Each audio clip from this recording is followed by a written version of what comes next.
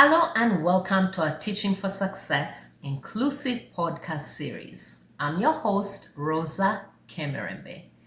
Today we are going to talk about the achievements of people with disabilities so that those people who have disabilities or parents of people with disabilities can have hope.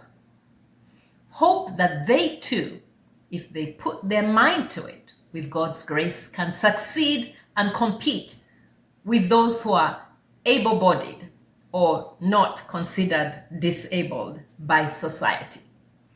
Last time, we talked about Farida Bedwe, a renowned software engineer, disability rights advocate, and co-founder of a major fintech company in Ghana.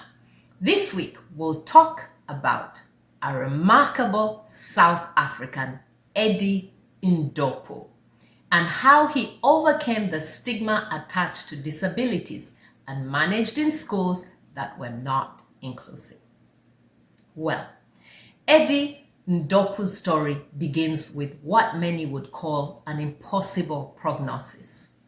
He was born in Namibia in 1990. His single mother had fled apartheid South Africa and gone into self-imposed exile. At the age of 2, Eddie was diagnosed with spinal muscular atrophy, a rare degenerative motor neuron disease affecting his physical mobility.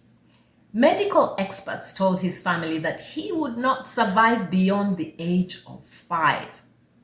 But today, Eddie is 36 years old and he has outlived that prognosis by over 30 years.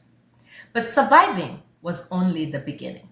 Eddie faced a school system that was deeply resistant to including children like him. Guess what? The United Nations reports that in some countries, over 10% of people with disabilities have been refused school enrollment. And 44% of countries prevent students with disabilities from being taught in mainstream schools or mainstream classrooms. Eddie experienced this rejection firsthand. He was 9 years old, and he and his mother moved to Cape Town in South Africa. His mother became his fiercest advocate, knocking on every door, fighting to get him into mainstream education. She was told repeatedly that this was not going to work, but she persisted, and Eddie eventually became one of only a handful of disabled children in the entire country enrolled in a regular school. The turning point came when Eddie discovered the African Leadership Academy in Johannesburg, a preparatory school for future leaders. He applied and made it to the finalist stage, but then received a call. They weren't sure that they could meet his needs. Eddie refused to accept this. He wrote a letter to them saying, "My name is Eddie. I believe that I am a leader. I think you've made a mistake. I really need to be in the school because I have a dream to make education accessible and inclusive for all children with disabilities on the continent of Africa."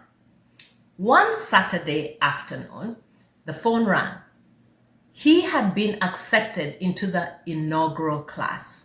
That moment made Eddie an activist, and he never looked back. From there, Eddie's trajectory was nothing short of extraordinary. He graduated from Carleton University in Ottawa, Canada, with a degree in human rights. He served as a research analyst for the World Economic Forum. And at the age of 20, he was invited to give a master's tea at Yale University, one of the youngest speakers ever to do so. He became the head of Amnesty International's Youth Engagement Program for Africa.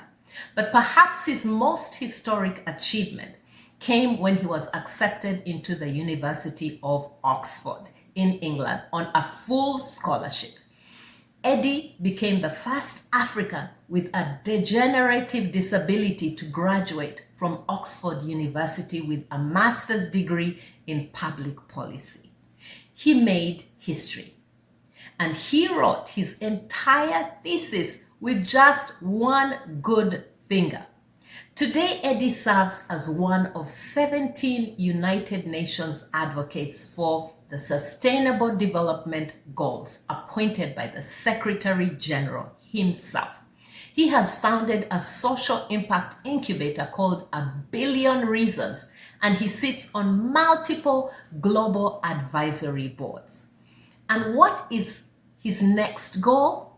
He plans to become the first wheelchair user to go into space. Great dreams.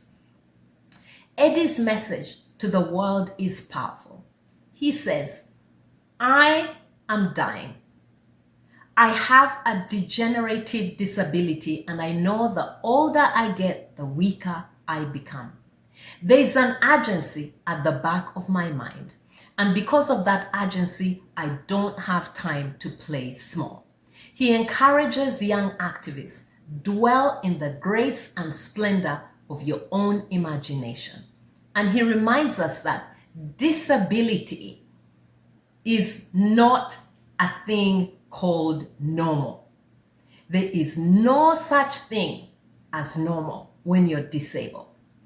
So to all of you students, young people, older people who are disabled, or if you have a child who is disabled, remember, your circumstances, your illness, your disability does not define you as a person and does not define your destiny. Your determination does. Being disabled does not mean you are less capable. Remember, those who are told they cannot, can.